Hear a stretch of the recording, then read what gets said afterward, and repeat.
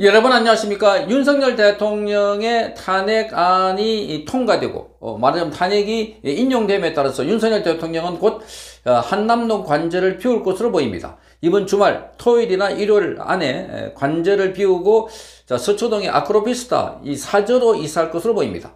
자, 오늘 권영세, 권성동 두 지도부가 한남동 윤석열 대통령 관저를 방문했다고 합니다.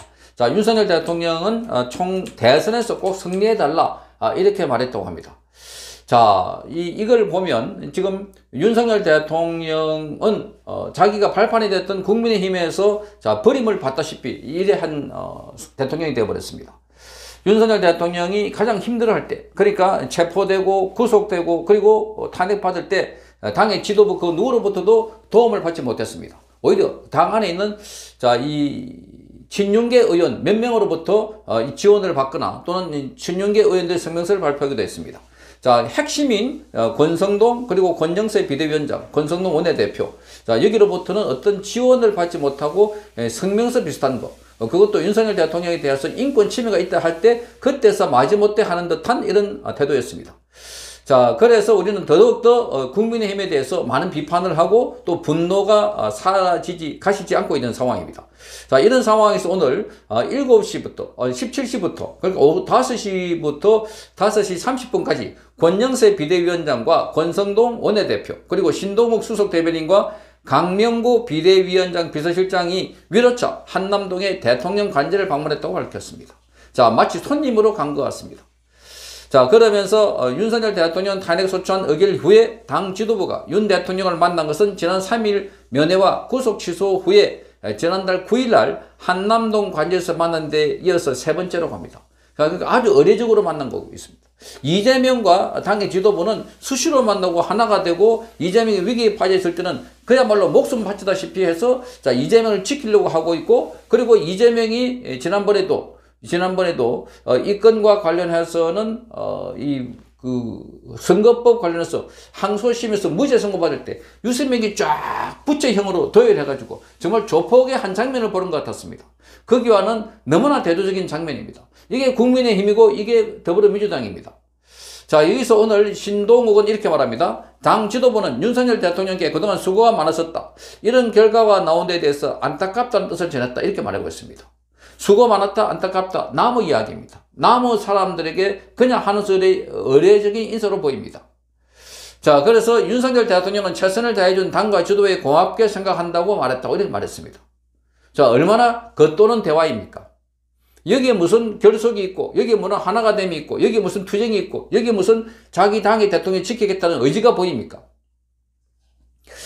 자, 그러면서 신동욱은 이렇게 말합니다. 윤석열 대통령은 성원해준 국민과 지지자들에게 미안하고 고마운 마음을 가지고 있다. 비록 이렇게 떠나지만 나라가 잘 되기를 바란다. 이렇게 말했다고 합니다. 자, 그러면서 윤석열 전 대통령은 대선과 관련해서는 시간이 많지 않기 때문에 당을 중심으로 대선 준비를 잘해서 곧 승리하기를 바란다. 라는 뜻을 전했다고 합니다. 자, 너무나 의례적인 대화입니다.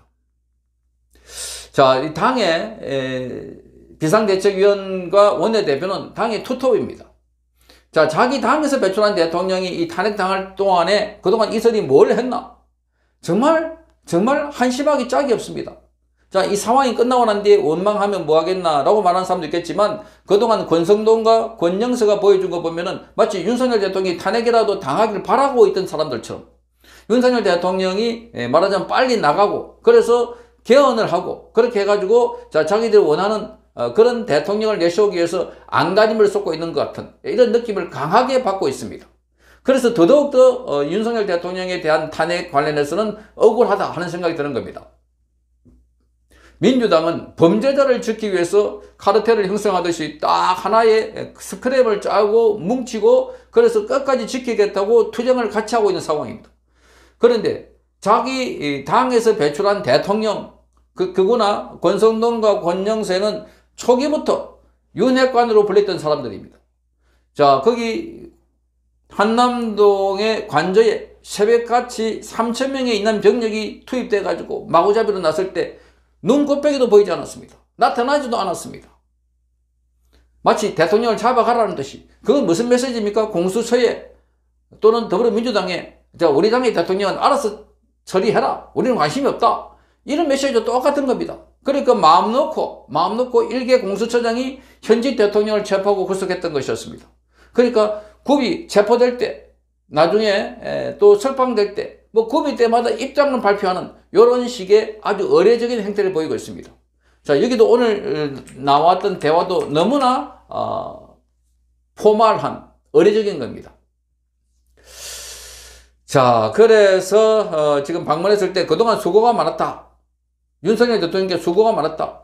아니, 뭔 수고를 했다고? 잡혀가느라고? 구속당하느라고?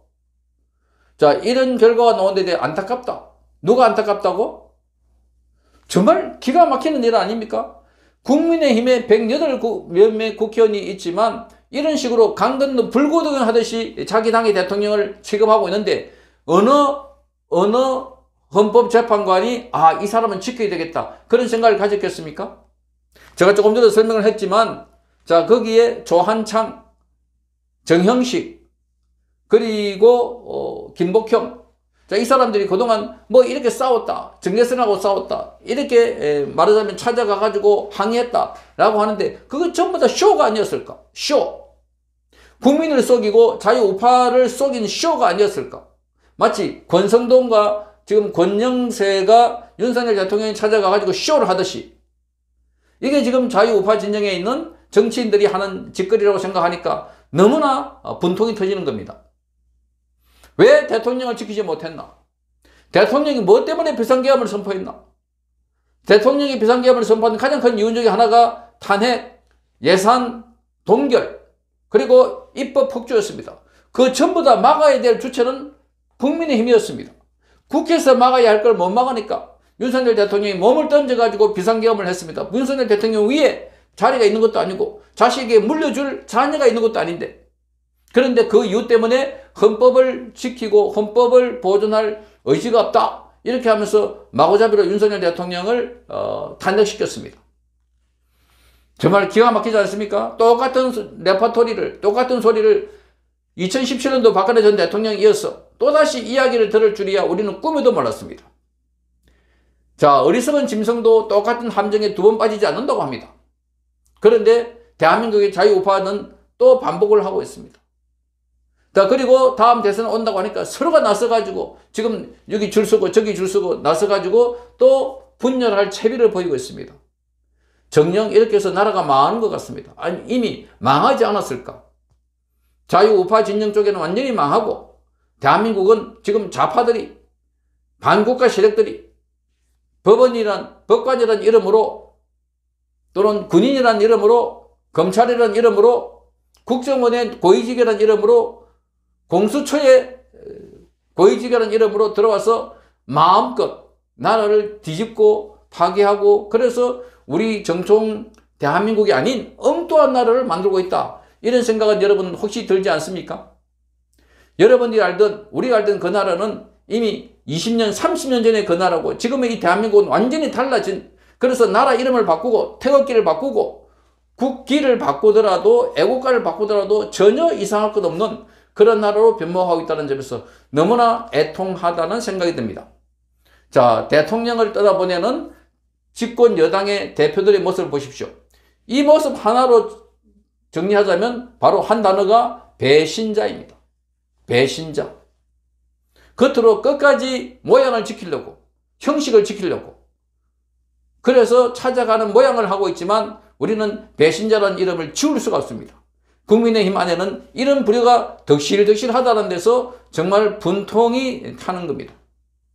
국민의힘은 반드시 심판을 받아야 되고 새롭게 구성되어야 되고, 그렇게 해서 자, 우파 진영에서는 지금 국민의힘을 새롭게 짜는데 앞장서야 합니다.